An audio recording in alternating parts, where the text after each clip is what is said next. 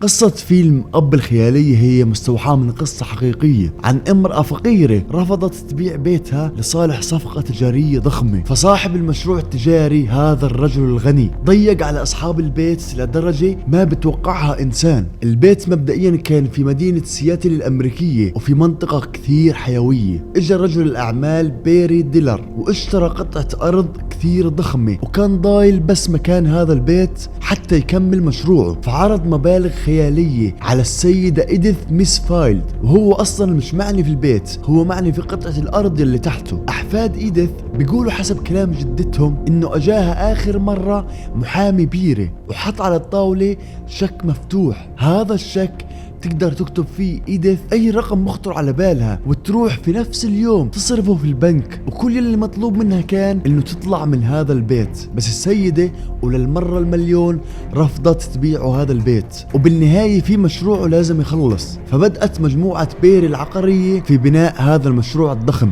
وعملوا حائط حوالين بيت إيديث وكان ارتفاعه 12 متر.